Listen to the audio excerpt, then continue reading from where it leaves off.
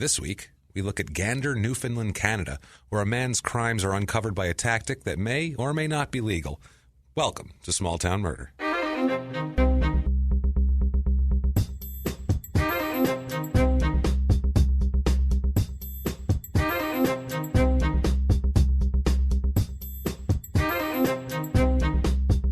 Everybody, welcome back to Small Town Murder. Yay! Your yay is well warranted this week. My name is James Pietragallo. I'm here with my co-host. I'm Jimmy Whisman. Man, we are psyched to be with you this week, as always. Every week. When are we not psyched to be with you, honestly? I am always pumped for this, as I know you are. This is good stuff. This is our happiest time of the week. Mm-hmm. Small Town Murder, and also listen to Crime and Sports if you haven't. I don't know what you're doing. You don't need to like sports. No, it's sports. It's unnecessary. Sports have as much to do with that as the town does here. Mm-hmm. It's just a setting. That's all it is, a backdrop.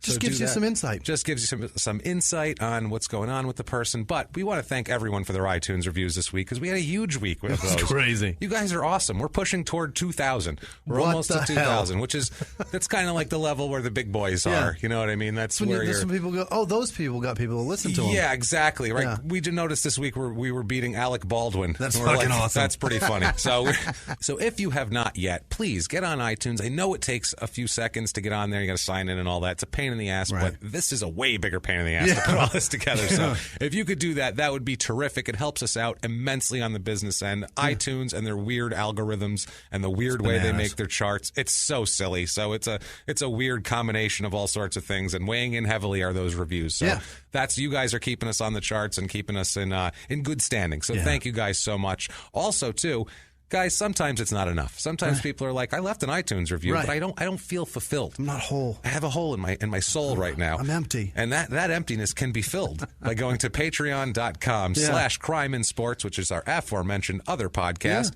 You can get on there and you can leave a donation. We have some cool rewards on there for you. And if you don't want to do that, if you're like, I just want to make a one-time quick donation here, go to PayPal. crimeinsports@gmail.com as our address there. You can drop us a few bucks there. Also, while we're at it, listen to P.S. I Hate This Movie, where me and my girlfriend Sarah Hunt talk about bad romantic comedies, and we make fun of them, and it's a good time. It's this, but bad movies. We're getting really close. Like, we're definitely threatening upon getting you some health insurance. So it's almost, if you can donate, appreciate it. Help me get James some coverage. I almost have bills. Right. I almost have, my electric bill covered. Now we're working on health insurance next. That'd be great. Keeping James from having a phlegmy cough in December. Yeah, that's going to be ugly for you guys. Honestly, I'm thinking of you only. It's really what it is. Before we get started, we do have to give our disclaimer that we give every week. This is a comedy podcast. Mm-hmm. Facts are real. Mm-hmm. Research is real. Stories are real. Everything is real. But it's a comedy podcast. We're stand-up comedians, so we make jokes. We never make jokes at the expense of the victims or the victims' families. We're not assholes. That's not what we do. We're assholes. We're assholes, but we're not scumbags, like we've said. Like we've said this before, and it's true. We're not scumbags. We're not going to make fun of these people. It comes at the expense of small towns, which we're all from small towns. And, they all deserve to be made fun of. And, of course, bumbling police forces and murderers. We make fun of murderers because they're murderers. Fuck them. They should be made fun of.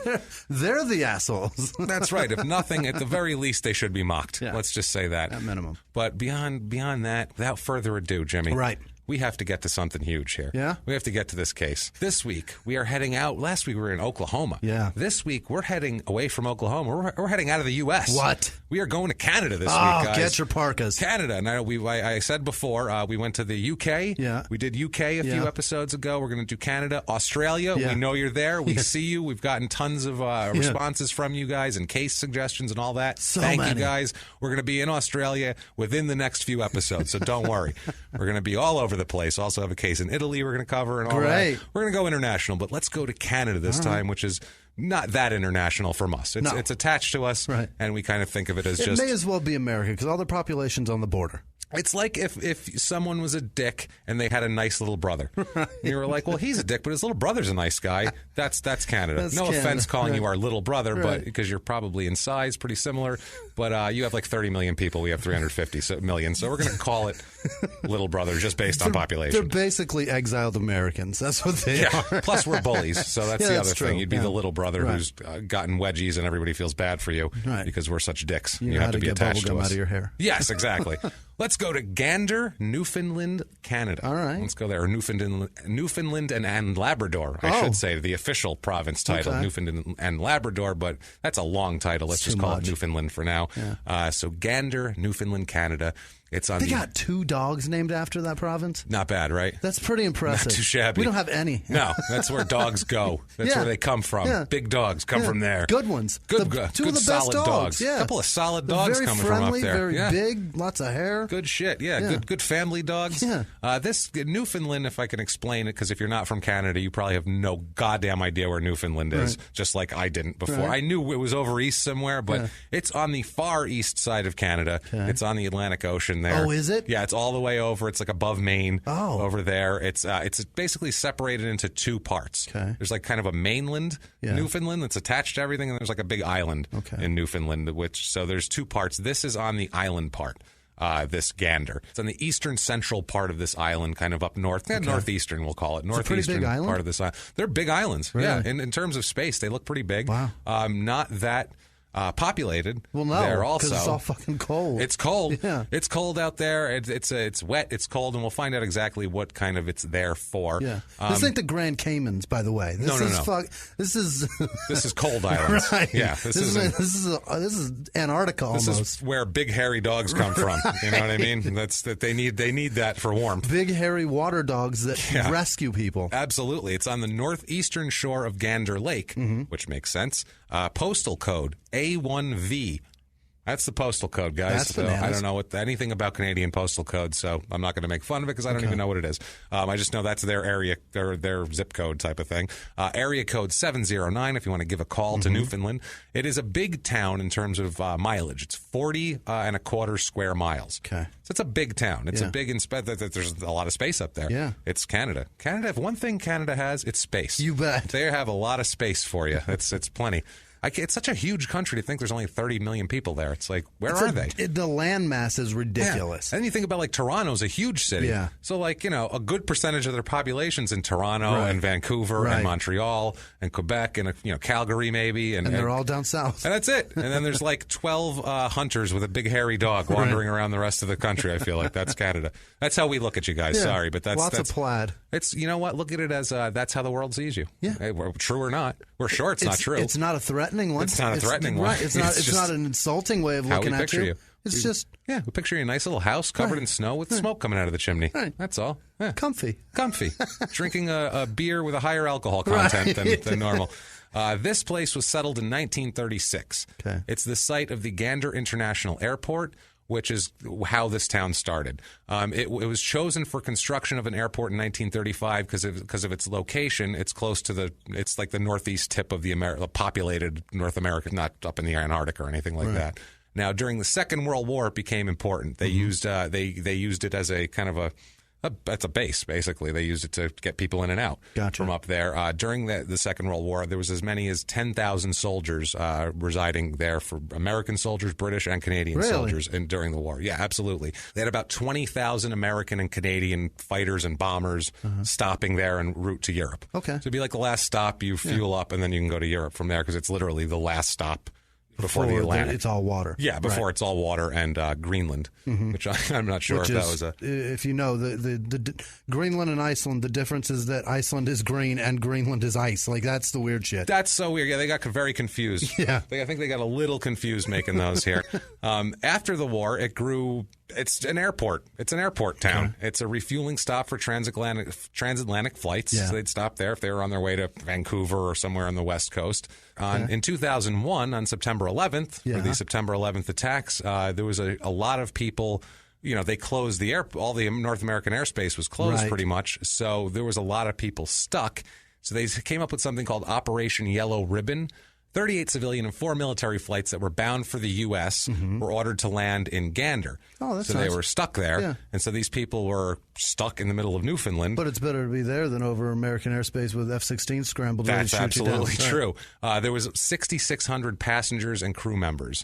So that's a lot. 6,600. They're all just sitting there on the tarmac. They're all just stranded there. Yeah. It's insanity, and it's the third. Apparently, Vancouver had a little bit more, and Halifax had a little bit more. Okay. I have to to be forced to stay there. But Gander was third. And what they did was they were stuck there for up to 6 days until airspace was reopened. Holy shit. Yeah, so what they did, these nice people up in Gander, see, Canadians, your other reputation is that you're the nicest people there are, and this proves it. These people volunteered to house, feed, and take in these people. 6,600 in their people. homes. Yes, which, as we'll get to, is pretty much more than half the population of the town. That's so crazy. So they took in another 50% of their town and just took them in, fed them. A lot of these people were stranded. They didn't have things. They didn't, who knows if they had money to take care of themselves or stay in a hotel. Who knows if their bags were even on those planes? Yeah, there's that's who the hell knows. There's a woman here talking about how nice the people were. That she says, quote, every meal was like an extravaganza. The food, I mean, they were making food at home. We had bakery stuff, buffets of freshly baked goods. It was amazing. It's not even a blur at all. It's very clear to me. Wow. Like she said, like these people actually had a pleasant time there. They were amazed at how much they liked it. They got another vacation. Pretty much. That's what it was for them. That's how they felt like it, which is, 9/11 sucks. The world is fucked, but the at world least is this fucked. place is nice. And especially if they lived in the U.S., Right. they were coming home going, shit, this is crazy, watching all this shit happen, which had to feel weird from another country, especially from right there, but you can't get home. But these people all bound together to made it nice for them. Give them pity and brotherhood at the same time. Yes. That feels so weird to say out loud, brother. Yeah. But that's what they were offering. Yeah, that's so strange. That's like actual, real, like that's some human shit right there. Like this is why Canada has a nice reputation. But we're talking about this town, so somebody was not into feeling the brotherhood. No, if that happened in the U.S. and we took in any town, there would be like 50 rapes. That somebody from the town raped a bunch of people. And it would be like a dead lady found in a stream. It would be a fucking mess. So you guys are nice. Lots of wallets missing, if nothing God, else. Jesus, it'd be a mess. These poor people would be going back to Canada with nothing but the shirts on their back. If it was the other way around. Nothing but their plaid. That's it, man. Nothing but the plaid on their back and their Newfoundland hairy dog next to them. Most of the streets in Gander are named after aviators. They have Amelia Earhart, Charles Lindbergh, all that kind of sort of thing. Chuck Yeager. It's an airport town. Okay. So everything is based around the airport. Population of this town, and we're going to get into the stats here. We're going to buzz through the stats pretty quick. Okay. First of all, not as easy to find Canadian, small Canadian, middle of nowhere town stats as it is American town stats. So I did my best and I found what I can find, and there's some conflicting information. We'll talk about it. But what I do know is there is 11,688 people there as of 2016. Okay. That I am positive about. So not a very big town. Middle of nowhere, and most of the people, half the people work at the damn airport. Really? It's just one of those places. That's most all of that's the town. there. Yeah, pretty much.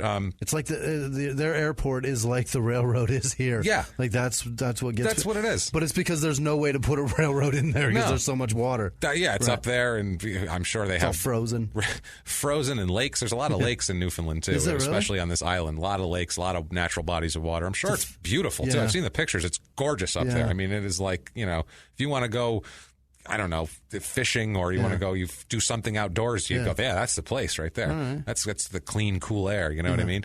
Now, some of these stats here, like in the U.S., I do married stats. Here they have married or living with common law partner. Oh, they got common law, and they count that shit. They count that. So that's 65% of the population in Gander is married or living, which is slightly higher than in the rest of the province. Median age of these people is 41.1, which is it's older than a U.S. town, which is 37. But in this province, the average age is 44 in Newfoundland. So they're skewing young. It's actually skewing a little young. Okay. On race, I'm looking at the race stats, and it is excessively white. Yeah. It is 97.4% white, which is honestly what you'd expect. Maybe four Eskimos. Not knowing anything about Canada, we would just go, a lot of white people. Happy white people, plaid, cold. Yeah, that's what we think. Not too much of anybody else, really. 0.5% black. So, I mean, that's, I don't know. Out of 11,000, that's not a lot of people. Not a lot of people at all. Things like that. It's really not a lot. It's white. Let's just call it white. In the 90s, I mean, it's fucking white. That's super white. 97.4. It's as white as it is snowy. Yeah, if someone tells you something and someone sells you something and they're like, it's 97.4%, whatever. You're like, 97.4% juice. Cool, that's grape juice to me. juice. Yeah, whatever else is in there, whatever, it's fine. Give a fuck. That's it. So that's what it is. So you guys, all juice. That's a good way to put it. All juice. That's what it is. That is 97% alcohol. That's all fucking alcohol. That's alcohol. Yeah, don't drink that. Jesus, you're going to die. In May 2007, Money Sense magazine ranked Gander as the 10th best place to live in Canada. Wow. So Riz, they rank the communities strictly, it says, strictly using 12 measurable factors, including weather, real estate values, income levels, unemployment rates, discretionary income, murder rates, and signs of prosperity, such as percentage of late model vehicles. So that seems like it's pretty thorough, and actually. And an airport with the ability to get the fuck out. You know what I mean? Yeah. Like that's nice, too. That's not bad. The other thing is that was ranked 10 different areas to live in Canada. I didn't know there was 10 different areas to live in Canada. Well, we named the cities, and apparently these little towns I think count. we got to 8. Yeah. Well, we didn't know. We don't know. I don't know little towns at all. True. That's the sad part. But they've apparently looked at all of them. They looked at they found this town. All 13 of them, and they were like, let's rank 10. Which makes sense, too, because the unemployment rate there is 11%, which seems high from the U.S. standpoint. Kind of, yeah. But in Newfoundland, it's 18.6%. Holy shit. I don't think there's a lot of places to work, really, in some of these places. It's a lot of rural. Yeah. It's a lot of things like that. That's 1 in 5 people are unemployed? Yeah. Here it's 11%, though, because I feel like the airport is a that'll place where it's out. like, well, if you have no job, you can always go work at the airport. Yeah. You know, they'll do it there. Also, but Newfoundland entirely, it's 18%. It's 18.6%. Jesus. So almost 19%. Before we get into the earnings here and what people make, the income levels here, I got to do the conversion rate here. Yeah. $1 Canadian equals 77 cents in the United States. They're worth more than us now? They're worth less than us because a dollar is worth 77 cents. Oh, I get it. So now. Jesus, we're valued higher. So it's no, that's okay. It's so that's how you can look at this if people in the U.S. are listening. We're 77% worth more. Is that how it is? No, we're 24, 23. You can buy a Canadian. Look at it this way: you can buy a Canadian dollar for 77 cents. Right, so gotcha. that tells you okay. right there. We're doing a little better on it, which is actually we've always better than it used to be. Right, we've always been worth more, but it was much more. Much more. Yeah, we used to be worth more than the pound too. Yeah, right. But if you got one of those fucking beaver buck change dimes things in your fucking change at the. You're better off throwing that shit right in their face. It's just going to keep confusing you. Yeah, throw it out the window on the way out. But not anymore, apparently. That's going to be worth 3/4 of what it should be worth. That's great. The average household income here is $80,152 Canadian. Okay. Which it's U.S. It's about $53,000. So that's pretty high. In the area, the average is like in the province, the average is $55,000. So this is way higher. Like they're doing well up here. Good disposable amount of income, high retail sales numbers. Like it seems to be kind of a booming thing here. The jobs, though, when you look at the jobs, it is mostly sales and services and retail. Okay. About 50% of the jobs are either sales and services or retail. So that tells you right there. It's not a lot of, there's a lot of like go in that store and get behind that cash register type of jobs. There's a lot of go buy shoes at a shoe store. There's a lot of just, it's a normal little town. Yeah, absolutely. Now, if we've convinced you to move to Gander, it sounds wonderful. You want to get yourself a big dog and a pipe and a plaid shirt and sit there. We have the Gander real estate report for you right now. I found a 3-bedroom, 2-bath house. It's like a vinyl siding. I don't know. Looks depressing. 259,000 Canadian. I found a 2-bedroom, 1-bath, 840 square foot little house for $179,900, which is recently reduced $9,000. So get on that. That's a deal.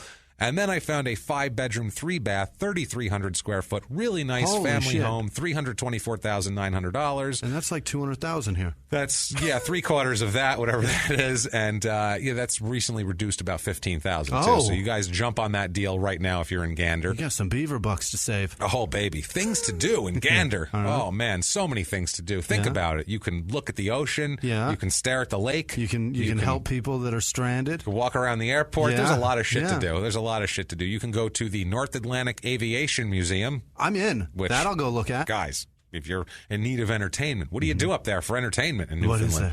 Besides look at the plains land, you can go to the Beyond the Overpass Theater Company. which it's, quote, Central Newfoundland's only professional theater festival. Laughter and thrills on stage all summer long. This season, we bring you comedy, thriller, drama, mystery, and music. Join us for a season to remember. You Guys, betcha. get your asses up there and watch some shitty dinner theater. Enjoy. That's a top And if you get activity. lost and can't find it, it's just over there, right beyond the overpass. It's just right there. It's just past, it's just beyond, just beyond it. You can't miss it. It's right there. I wonder if everything there is just in terms of it. It's like right by the airport on the west side of the airport. Everything just airport adjacent. They just say it, I think. Crime rates here. I cannot find the exact crime rates of this place. Really? It is so I looked up and down, left and right. They're I'm so sure nice. they're out there everywhere. They just don't They're want to spread so rumors. nice. I can't find the exact rates, but what I could find was numerous articles touting how low the crime rate was there and how much lower it was than the average of everything else around it. Maybe they just don't have any to report. It is not. Yeah, there's not a lot of crime, especially the violent crime there. There is very low murder rates. They're nice people. They'll take you into their goddamn home. Nice people. At least one. Let's talk about some people from Gander, shall we? First of all, let's talk about Jennifer Hicks. Okay. Jennifer Hicks, she's the youngest of 6 kids. Yeah. She has 2 brothers, 3 sisters. She grows up in Musgrave Harbor, which sounds like a Canadian town. You bet. If you said name a Canadian town, that's not a major city that you got. Musgrave Harbor, I guess. I don't know.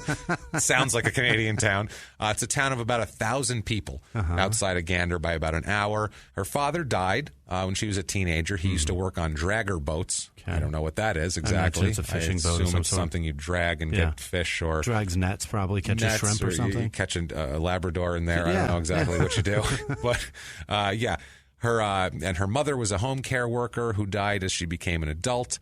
In 1997, she moves with her sister to Gander. So they were going to get out of this Musgrave Harbor here. Let's move to the big town of Gander. You bet. It's a step up. What year did they do this? This is 1997. Okay. They move here in the summer of 97. As we know, the airport's there, and that's the main deal here. The hub. The sisters are planning on taking a business administration course there. Jennifer actually did not graduate high school. She has no high school diploma. She made it to grade 10. Okay. So she was going to get her high school diploma, and then her and her sister were taking business administration courses. That was the point of moving to the bigger town. Okay. So she fucked up. She just needed a new change of scenery. That's what it is. She needs a change. It's 2 sisters. Their parents are dead. They're like, what are we sitting in this town for? Let's go to school and try to make something of ourselves. I can't imagine both my parents being dead when I'm 16 years old. Miserable. The whole thing. She's lucky she's where she is. Yeah. She could be so fucked up. People can take her in now, and she's in Gander. She's going somewhere amazing. It's a perfect place. The food is going to be an extravagance. Do you remember? Yeah, no shit. Everyone remembers it. Buffets of baked goods. Yeah. So she, at this point, rather than getting her high school diploma, she meets a guy. Okay. She meets a man named Nelson Lloyd Hart. Fucking Nelson. And we'll talk about Nelson here. He's the eldest of 3 sons. He has a bit of a troubled childhood, not in terms of being in trouble, but in terms of illness. He's 9 months old when he had a really high fever, and this fever triggered epileptic seizures in him. And his father has epileptic seizures, and it triggered this illness, and it never went away after that. That stuff is terrible, man. It's awful. I mean, I can't imagine. I got a buddy that has it. He has to wear a bracelet in case he seizes up in public so that they know what he has, what's going on. So you know what the hell's wrong with him. Yeah, you don't just fucking lock him up and put him in a straitjacket. Shit is so scary. It's insane. Yeah, I've been around people with seizures. It's the worst. I've seen them. It's horrible. They're really scary. It's really bad. His mother, Pearl, we'll hear a lot from Pearl over this. His mother recalls him having seizures as an infant with his eyes, turning around in his head, foaming at the mouth, his tongue hanging out. Good grief. It's so bad. And she said this prevented him from being normal, having a normal childhood, as you would expect. It really was. She said, quote, he was always deprived of a lot of things, and he was always a little bitter. Yeah. Which makes sense. I could see that. His schoolmates, nobody wanted to hang out with him. They'd tease him. They call him ugly. He just, not only physically, too, he's a heavy-set guy, not very attractive, and he's having epileptic seizures. So if you're a child, you don't want to hang out with this guy because kids are mean and kids are fucking cruel. They just don't want to. They don't want to hang out with anybody different. And this guy is different. This kid is different in 5 different ways. Yeah. By the age of 12, he was going on his 3rd year in the 5th grade. 3rd year in the 5th grade. 5th grade. That is brutal. When kids learn how to make fun of kids. That's what I mean. And it's the worst time. And now he's like 2 years older than the other kids. They're probably making fun of him for now being stupid in addition to being sick and fat and everything else. Now you're an idiot, too. And all the kids are going to make fun of you. You're 13 in 5th grade. Yeah, it's terrible. Brutal. It's brutal, it really is. And it was the size of him. I mean, you stand out at that age. Yeah. She said... he's got a mustache, for Pete's sake. Like, this is not a good thing. A real bad mustache, too, like a bad teenager mustache. He's the only fifth grader who's jerking off constantly, constantly masturbating on everything. They're like, this kid is way too deep into puberty to be here. His mother agreed with the school officials that there's no point in this. Right. So she kept him home. In the 5th grade. Oh, no, just kept him home. What? Just hanging out. They just said, he doesn't need school anymore. She said, quote, to look at him, he was healthy. You couldn't see into his brain. Yeah. So she just gave up. He lost his driver's license several times due to his condition. Mm-hmm. He eventually gets medication that allows him to keep driving, that keeps us under control a little bit. You mean the driver's license he got in 7th grade? Yeah, exactly. If he went to 7th grade. Fucking crazy. His mother said that he believed his driver's license was the only thing in the world he had going for him. So he never wanted to go to the hospital when he had serious seizures because he was always afraid that the doctors were going to make... It's more paperwork. He was going to get it revoked. He was going to get his license revoked. So he would try to hide the seizures, which is a terrible thing to do here. By his mid-20s, he's jobless. He's living at home with his mom, Pearl. And, he's a 5th grade education. Shit. This guy's life is not going well for him, right? No. This is not what what you dream about for your child at all. Yeah.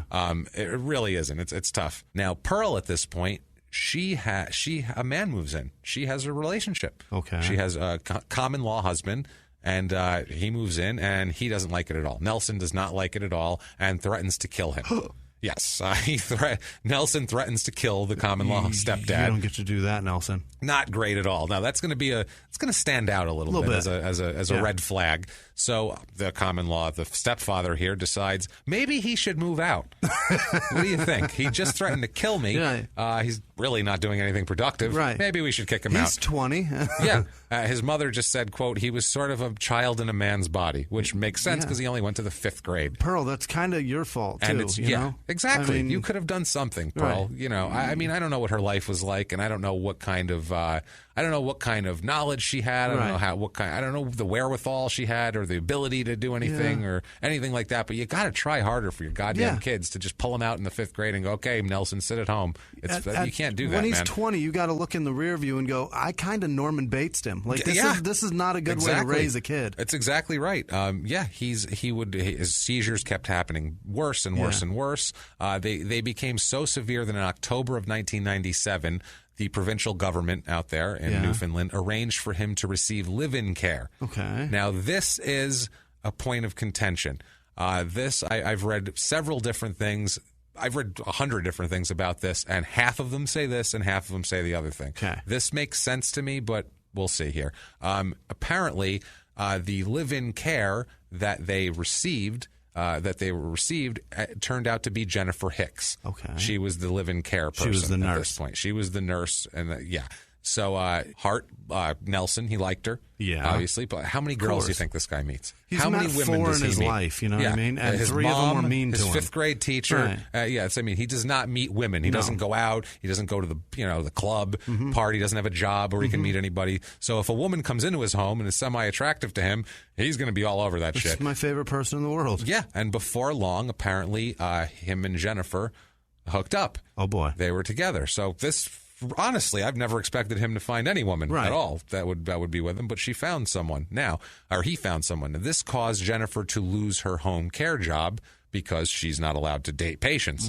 I can imagine. That seems fair. That seems like a conflict of interest. Yeah, I would say that I can see. That's the first thing I'm like, that makes perfect sense. Now, so this means both of them are now on social assistance because he was on social assistance before. To afford her. Just to buy food. Right. And now she is also there. There's also an alternate side of this that says that they lived in the same apartment complex and bumped into each other and became friends and hooked up that way, which I believe this live-in care story more because I can't imagine him being able to socially approach a woman in an apartment complex and do well enough to end up hooking up with her. Right. This is that scenario implies that a man that has a 5th grade education and has epilepsy also has unbelievable game. He's got game. He spits some game. Yeah. That's all it is. He's walking through the apartment complex, too. You got to have good game. Let me holler at you. No. The fact that she would come over every day against, being paid to against her will. Yeah, she didn't say, I'm going to go over to Nelson's house. She's like, this is my job. And then kind of maybe get to know him and see he's a little sweet. And also, as we'll find out from Jennifer, she's really nice. I feel like she might feel bad for him. She's also very gullible, which she's from some tiny town in Newfoundland. It's less than 1,000 people in a town in the middle of nowhere. She's not worldly. She's not worldly, this girl, at all. And she dropped out in the 10th grade. She's not a worldly person. Not well-traveled. Absolutely. So soon they hook up, and she becomes pregnant. Oh, my God. He got her pregnant, Nelson. So that works. So everything else in his body might not work. This guy. The sperm is swimming, boy. Let me tell you something. And now back to the show.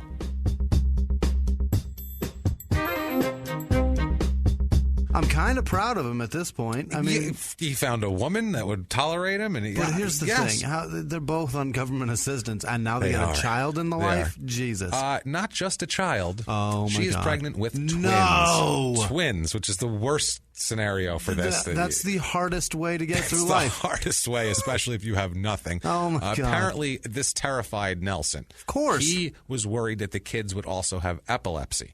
So he was very concerned about that because he got it from his dad's family. So he was very concerned, I'm going to have these kids season up all over the place. And he's not healthy, and he has no money, and he's very worried about how the hell he's going to take care of her.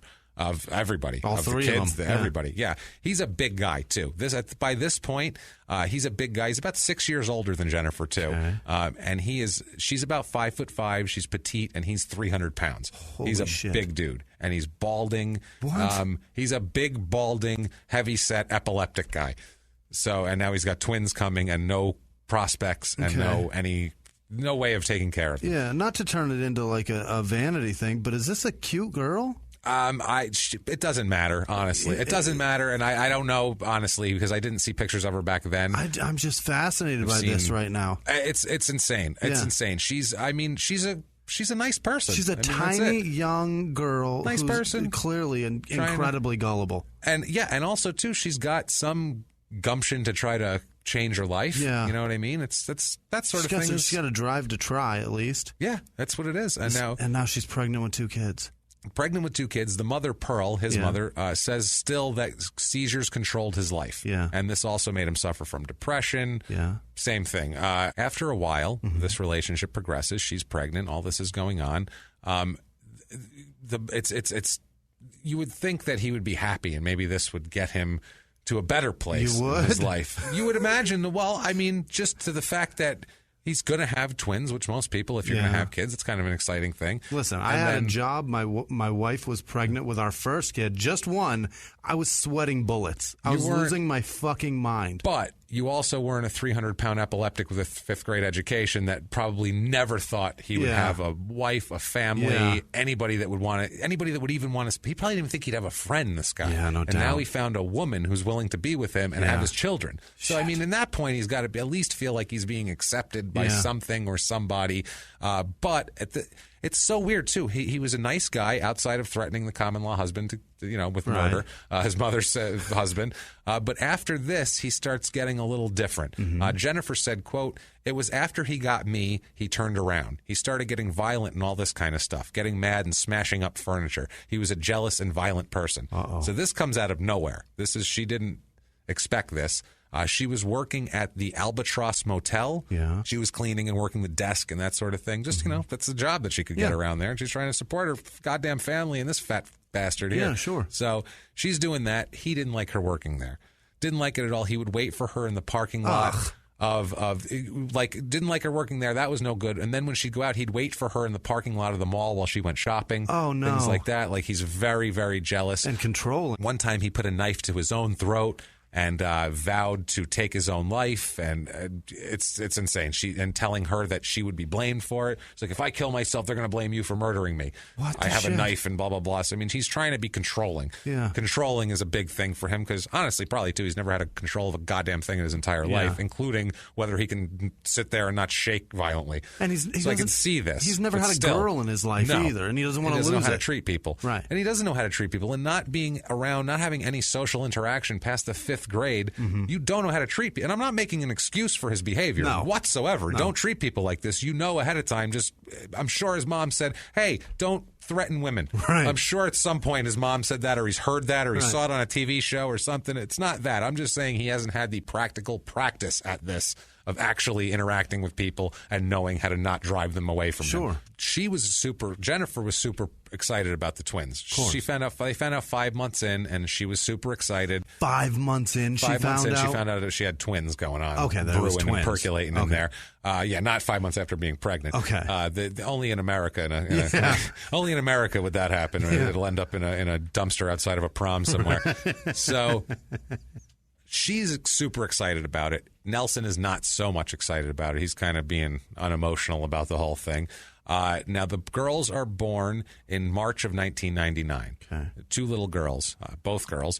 His mother Pearl said that Nelson was worried that if he had a seizure with the babies on him, it causes his hands to clench up. He was afraid that he would hurt them, even if not drop them. But he was afraid even if someone took them, maybe he would clench up and he would crush them or something like that. I can't imagine the amount of fear going through his head with everything. Otherwise, she's healthy, good pregnancy, everything goes on fine. March 9th, 1999, they have the 2 little girls, Karen and Krista. Oh. Karen's the elder by 2 minutes. She was 5 pounds, 8 ounces, and the other Krista was over 6 pounds. Wow. So a couple of nice, good sized babies. Good sized kids. They're growing them big up there. A 5'5" girl did that.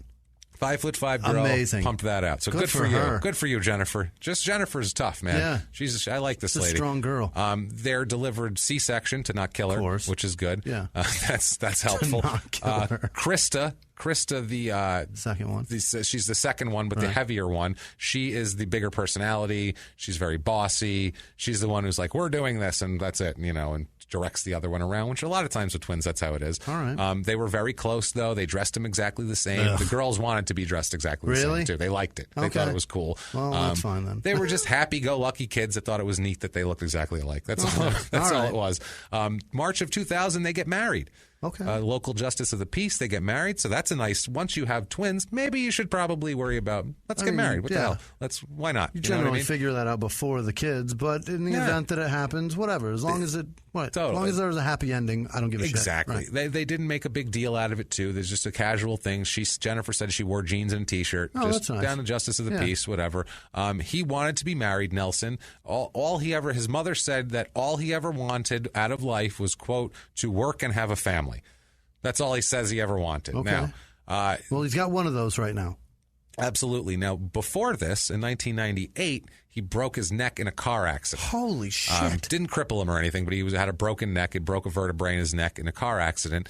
And right after the kids were born, he receives a $25,000 insurance claim. Wow. On the whole thing. So he's excited. They can kind of get settled a little bit. That's a nice, they bought a bed, they bought an armoire, a table set, clothes for the newborns, things like that, just to get yourself set up and ready. And they used it smartly. Yeah, he didn't piss it away yet. Didn't go get her boobs or any shit like that. Right. Not boobs. Boobs will not happen. I can tell you that right now. No one's getting boobs in this entire story. Nobody's getting braces. No braces, no boobs. Well, we'll get into that. Okay. Social services, though, because they were on assistance, they would come and check the kids. They found out about the insurance claim, and they forced him to sell everything he had bought with it and give the money back. What? And give it to them.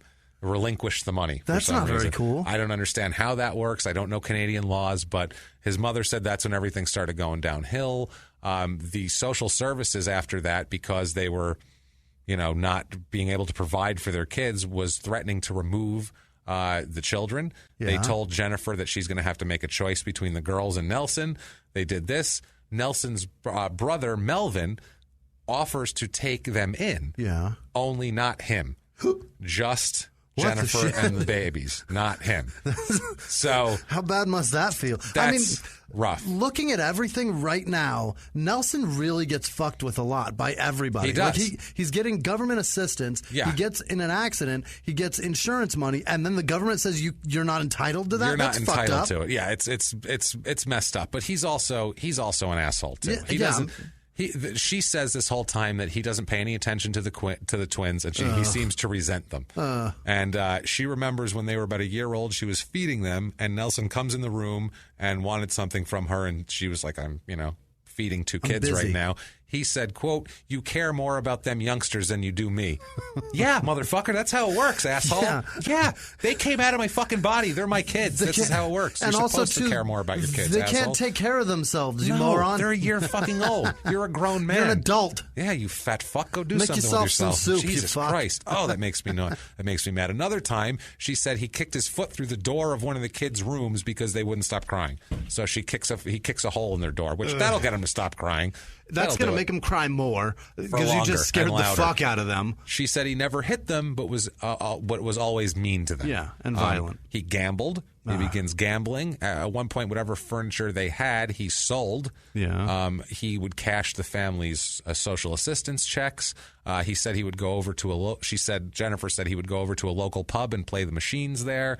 And he would go there, quote, he would go there when the doors opened and wouldn't leave until the machine shut down around 2:30 a.m. Wow. So he's just gambling any time they might have and any chance they might have to build a stable environment for their family, he's going to piss it away. So this is all a lot. Yeah. Obviously. Nelson is a mess. He's unraveled. Yeah. He's clearly not taking the responsibility of a family seriously. I don't know what his condition has to do with it or anything like that, but he's doing a shit job of being a dad and a husband at this very moment in time.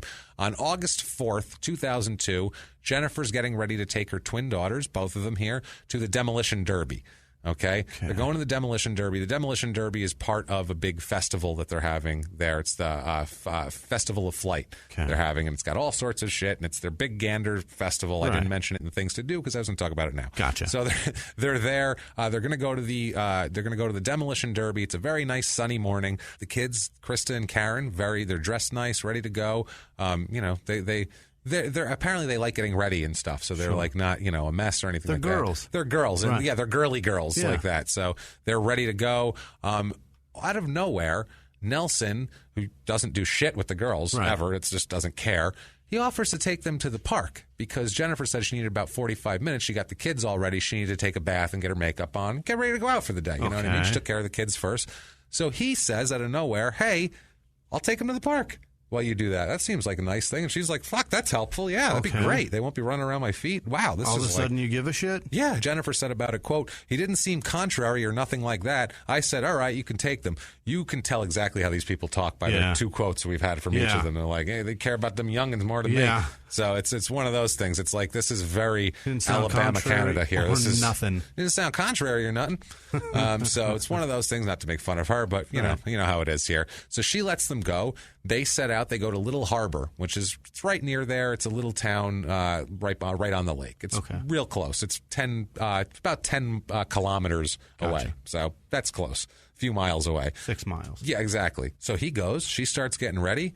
The kids really wanted to play on the swing sets. Apparently, they just built a swing set there. Oh. It's right by the lake, and there's a little park, and they built a swing set, and the girls were, like, singing about the swings. Like, we want to go on the swings, swings, that is swings. Adorable. How do you not take the kids on the goddamn swings? Anybody would take the kids on the swings.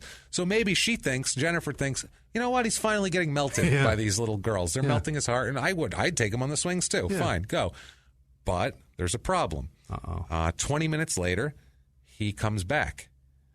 And the girls aren't with him. No kids. That's a problem. Not good. That's not great.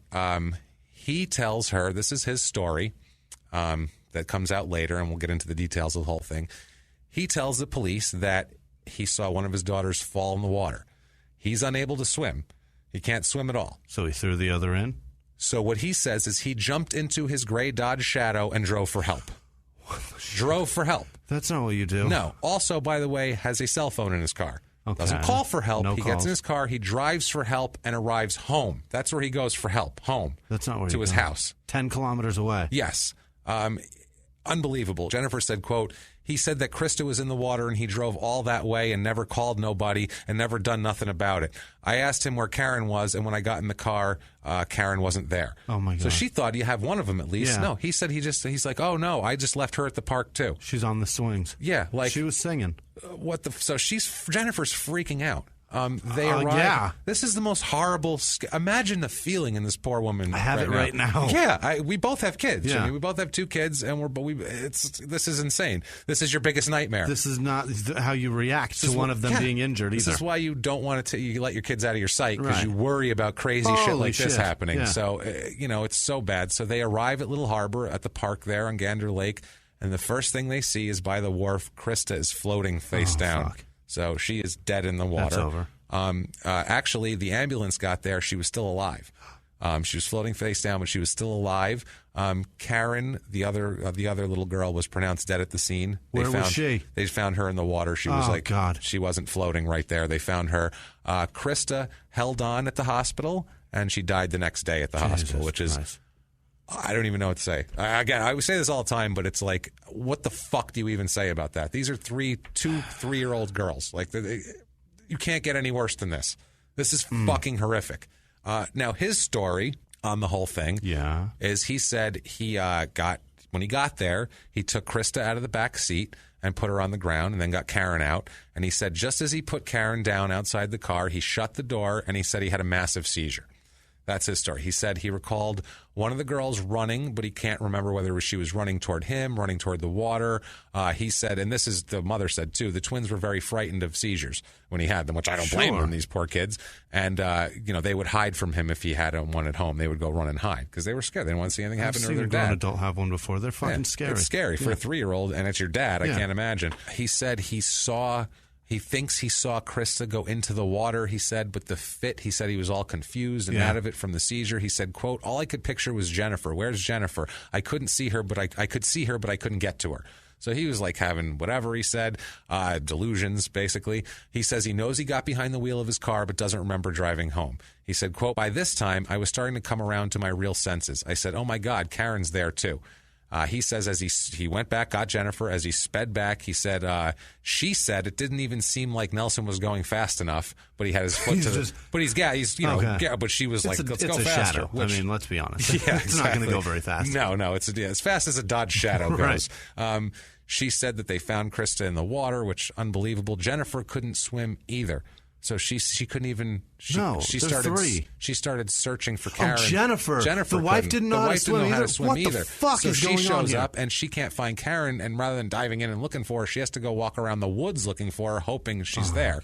While she's looking for Karen, Nelson goes to a nearby gas station and calls authorities there. I don't know what happened to his phone. Yeah. Police obviously came, and they obviously had some questions for him. He says as they got there that he suffered a second seizure of the day, and he said, quote, I loved my daughters, my own flesh and blood. There are times when I cry, and cry. Well, you should cry all the time about that, you asshole. Now, after this happened, Jennifer stays with him. They have obviously problems, but she stays with them. She says she barely remembers the funeral. Imagine planning a funeral for 3-year-olds. 3-year-olds. She had to go buy them shoes to wear at their funeral. Like, imagine that. Unreal. It's unreal. And they have, like, what they want. I can't even say it because it's too much. It's honestly just too much for me to even get it out. Like, what? It's too... She bought dresses and shoes and all that shit? Yeah. Winnie the Pooh sandals, Jimmy. Oh, fucking hell. How fucking sad is that? Jesus. Doesn't that just make it worse somehow? Yeah, a little bit. They're so fucking little, these kids. They're so... Jesus Christ. Spring clothes. Too much. That's sickening. It's honestly making me sick. The funnest time of the year, and those are the clothes they have to wear forever now. Unreal, What man. a scumbag. Unreal. So it's ridiculous. A few days after the deaths, Nelson throws out all their clothes, all their stuffed animals, pictures, everything. What? No. Everything. You don't do that. But they're doing an investigation, and the Royal Canadian Mounted Police retrieve all that stuff from the dumpster. They get that. They actually, there's a false story in the St. John's Telegram that says that they're going to charge him criminally with this, and then they run a correction the next day saying the police have started a criminal investigation but haven't identified a subject. Gotcha. Sounds like somebody put off-the-record shit in the paper. Yeah. It sounds like to me. Somebody fucked up. For now, though, no charges are filed. Okay. No charges are filed. 3 years go by.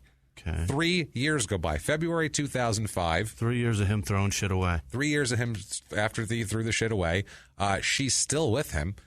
What? She's still with him. She's not my wife asked so many questions when I did nothing wrong. You know what I mean? I feel like Jennifer's not that bright, if I'm going to be honest with everybody here. I feel like Jennifer's just a little simple. Yeah. Not that bright. I feel like she's simple, and she's just not... Yeah, she's like Forrest Gump. She just takes whatever he says as gospel and goes, all right, well, that's a really shitty situation. It's ridiculous. It's awful. They're living in Grand Falls, which is about an hour away, and a man shows up. They meet a man. He's approached by just some man in the street named Steph Suave. This is this guy's name, which right away, there. This guy said he's looking for his missing sister. Okay, this is, like I said, this is February 2005. He's a French-Canadian guy, described as a, quote, swarthy French-Canadian. He pulls up. Isn't swarthy a negative thing? Oh, yeah. He's a little shady. He pulls up, asks for directions, pulls out a photograph of a young woman with blonde hair, saying this is his sister. He said that she's a drug addict and she gambles at the local bars, because they know he does, as she knows he does. Steph Suave tells them that it's like I said, it's his sister, and their mother is dying of lung cancer in Montreal and wanted to see the daughter before she died. Okay. So this sounds a pretty heart-tugging story. Legit. Suave says, look, if you know where if you can help me find her, I'm not from this town. If you can help me find her, I'll give you $50. Okay. They could use $50.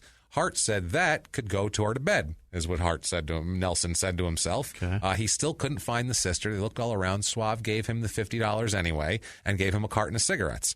And said, if I give you this, will you search another town for me? And he said, yeah, sure, what the hell?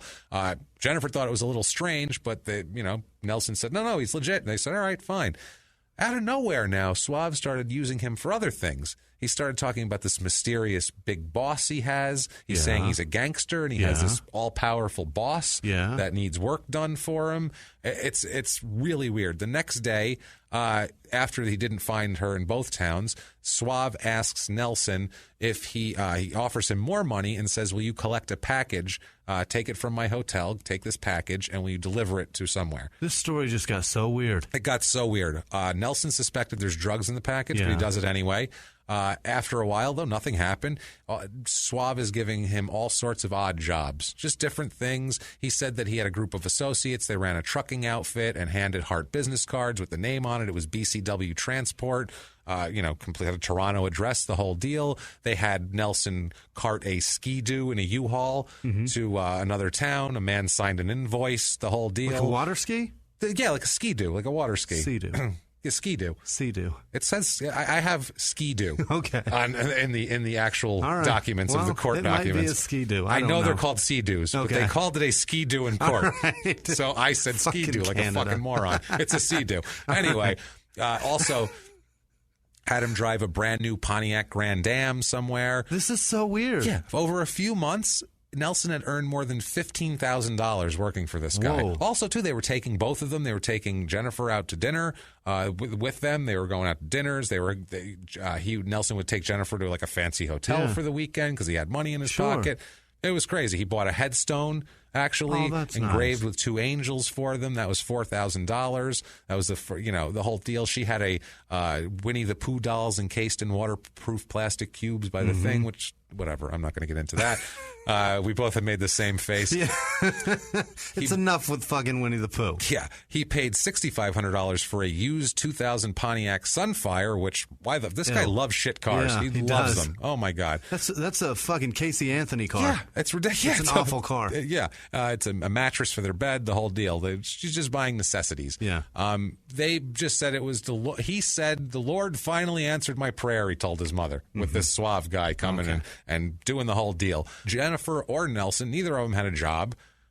They lived in a small apartment, so now they at least had a bed. They said, quote, we never had a bed to lie on. Yeah. All we had was a sponge on the floor. What? So they're living horrible. They said they couldn't even afford food sometimes, and before this, they couldn't afford headstones. Yeah. So this seems to be like a huge deal. Like one of those rolls, like a camping roll sponge? Or I think so. I think it's just like one of those like a foam dish sponge for like a head, for like a pillow. A double thick yoga mat is what they're going for pretty much. That's pretty much what it is. That was their bed. That's it. So, terrible. Suave starts sending him on different trips out into the mainland of Canada here. In Halifax, Suave gave him a key to a numbered locker at a YMCA. Inside, this is like a movie. Inside, Nelson found an envelope and brought it back to Suave. And a third man that he didn't know, Suave told him these are credit cards and showed him the samples and said, see, this is what we're doing, basically. Yeah. We do illegal shit. Yeah. Suave looked at him, Hart said, and said, you don't tell nobody. You can't tell your mother, your wife, your dog, your cat. You can't tell your goldfish. You're in a circle now and you don't get out, he tells him. So he's basically telling him, you're in a gang. Yeah. You're a crip now. You're in a crime syndicate. You're in a crime syndicate. Enjoy. Right. You're a consigliere now. Yeah, absolutely.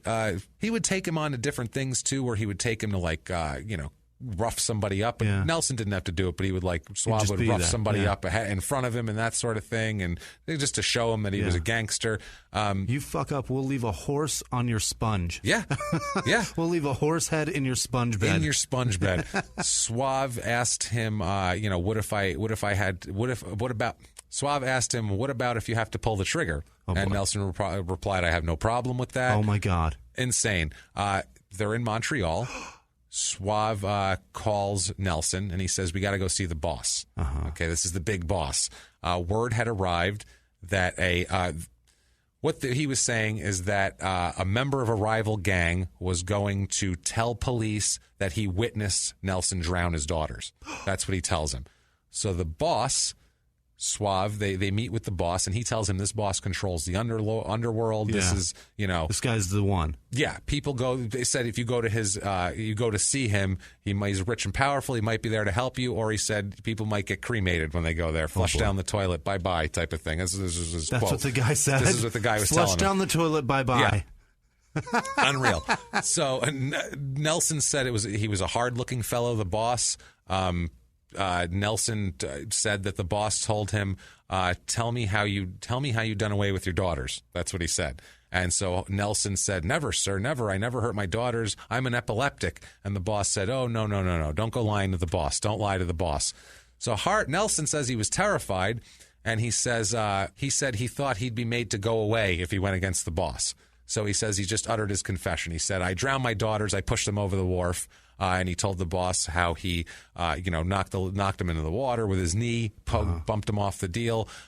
He said it was a relief to him, Nelson, because he knew that they weren't going to kill him or break his ribs. You know what I mean? Okay. So he figured he was good. Suave actually would have him act it out at the wharf, how he did it. He wanted to see. What? Yeah, I guess he said the boss wanted me to to show me. So he acted it out. Yeah, it's unreal here. But they tell him, Suave tells him that they're going to take care of this guy who said he's going to tell him. We're going to take care of this fucking guy. Hart said he's told Suave, he said, I don't want any part of a murder. Yeah. And they said, no, we're going to kill him. We're just going to take care of him. Yeah. Okay, so still, though, he needed an alibi. Hart said, I'm going to get an alibi for this while you're doing this. I don't want anybody messing with me. So what he does is he takes Jennifer, picks her up, didn't tell her why, just get in the car right now, took her to Wal-Mart. And when they got there, he turned to her and said, Jennifer, look up at the camera and smile. And they stared at the security camera for 20 minutes. That was a way of saying, look, we're here. Here we are. Alibi. We're not hurting anyone. They might as well held up a sign that said alibi on it. It's fucking ridiculous. So that's awesome. So the next day, because that unreal, right? This is June 12th. They're so stupid. This is June 12th, 2005. Yeah. Next day, June 13th, Nelson is arrested at the airport in Gander, where Suave had told him to go pick up a plane ticket for a trip to the mainland. They gathered outside his car, the police, and Hart immediately tried to call Suave. He's like, I'm going to get out of this. The cops said, quote, no point in calling Steph. He's with us. So that is a long way to go to get a confession out of a man. So they got videotape confessions. Mm-hmm. The whole deal, because the boss there, that was all a videotape setup. Him admitting to the whole deal. Yes, the whole deal. This sting, they do this. It's called the Mr. Big operation up there. They do it to a lot of people. Really? It's a big thing they do all over the place to get people to admit to shit. Costs over $400,000. This particular sting. Yeah, because they gave him like $30,000. They're giving him all this money. Yeah. It's done to many criminals. He's charged with first-degree murder. Whoa! On that day. And now back to the show.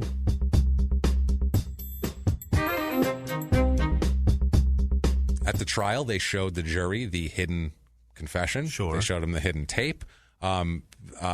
they said to the boss said to him in the tape, who was really a police officer, right. He said to Nelson, "This was about the perfect murder." And Nelson said, "It was pretty well organized." So the guy said, "You must be a thinker, eh?" And Nelson said, "Sometimes it pays to be that way." So this just, I mean... You must be a thinker, right? Yeah, I'm going to go get an alibi by standing in front of a Walmart video camera. So stupid. I'm not a thinker. And Hart's lawyer claims that he was intimidated by these people and just made up the story to impress them. That's what he said. I just made it up to impress them. I mean, that seems like the easy way out of this whole setup. It is. But it's interesting here. Now, March 28, 2007, jury comes back on this with a verdict of guilty. Wow. They got him. Sentenced him to life in prison with the eligibility of parole in no less than 25 years. So 25 years before parole. Holy shit. Life in prison. He's fucked. By the way, Jennifer's staying with him at this point. Get out of here. Staying with him. He didn't testify in his own defense because the judge refused to close the court to spectators, which turns out to be a big deal later on. Okay. But he didn't want to testify in front of people.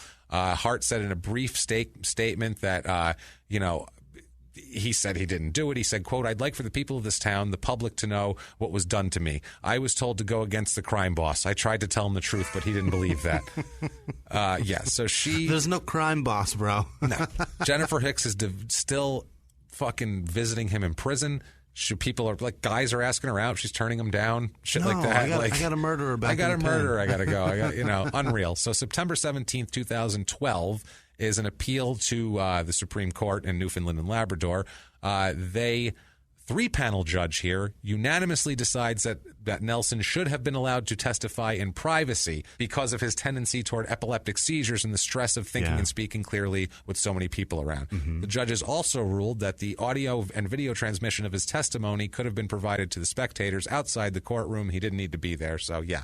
In a 2-1 decision, the appeal judges found that the evidence of confessions obtained from Hart by police in the Mr. Big stain was in proper coercion and inducements breaching Hart's rights. Holy shit. Court ruled that the confession should not have been admitted to trial.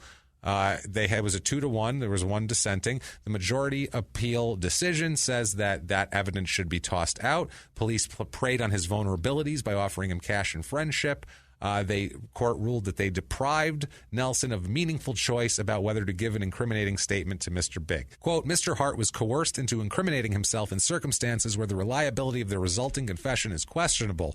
This strikes at the core principle against self-incrimination and strongly favors exclusion." Holy shit. He says he doesn't know if it was a false confession or not, but the way it was obtained doesn't matter. They grant him a new trial. Okay. New trial, and they tell the... I was on the edge of my seat there. I'm going, don't let him out. They tell the prosecutors it's now up to them whether to proceed with a new trial, but without a confession, they don't have any goddamn evidence against him. They have nothing against him, and he is set free. What? Set free. Oh, by the way, on August 4th, 2014, which is the anniversary of them dying, he is set free. Unbelievable. Wow. The next day, August 5th, Crown prosecutors announced that they will not seek another murder trial for Hart. They don't have any evidence, they say. They have to withdraw the murder charges against him. Oh, my God. He's not even present to hear it. The judge said this brings the matters to a close. He's released after spending 9 years in custody. It's unreal. And the lawyers they're asking the lawyers, is he going to sue now? I was just going to ask you that. Is he fucking suing? I'll drown this fucking guy in a lake myself if they give this fucking guy a penny. I swear to Christ. I will push this epileptic fuck in a lake and watch him seize. I don't care. He's out living. Yeah. They say that the lawyer says Mr. Hart has been affected psychologically in a tremendous fashion as a result of the sting and his prolonged incarceration. Yeah. They're trying to get sympathy for him. Fucking sympathy for this asshole.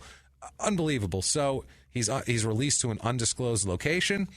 They don't tell anybody after 9 years. You know how at the end of these, we feel real scummy for what happened. Yeah. Like right now, this is worse. This is the most scummy I've ever felt. It's fucking horrible, isn't it? There are 2 dead babies. I loved Canada before this. Yeah, I loved it. So nice, except for guys like him. Now on the good side, November 28th, they set a trial date for new charges against him from an incident in prison in 2013, where he threatened to cause bodily harm or injury and assaulted a police officer. Good. There was a prison guard apparently shoved his lunch plate through his cell door and it fell on the floor. There's a camera with no audio that shows Hart lying on his bed when the items fall down. He came out of his cell and told the guard his lunch was on the floor, and then he grabbed a kettle from the common kitchen area, I assume like a tea kettle, and threw it at the wall-mounted TV.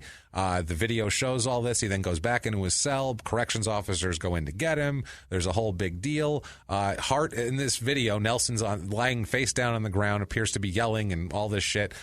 8 officers go in and they swarm. You know, they do with these riot response teams and guys. Apparently, guards all testified that he threatened to kill them and said he was going to, quote, stab them up. Okay. So, nice guy. He's threatened to kill this one, threatened to kill these people, and he's probably pushed his kids in the water. Probably allegedly killed somebody before. So they sentence him to a 60-day house arrest. That's it. That's what he gets That's out what of he it. gets for threatening guards in jail. Unreal. And now the government's paying for his life anyway. Yeah. Jennifer Hicks says now she's not with him anymore. She finally broke up with him. Finally. She said that she was fiercely supportive of him. Now she fears him. She said she goes to her daughter's graves every day. You know, she's just trying to make it all go away. And she said she blames herself.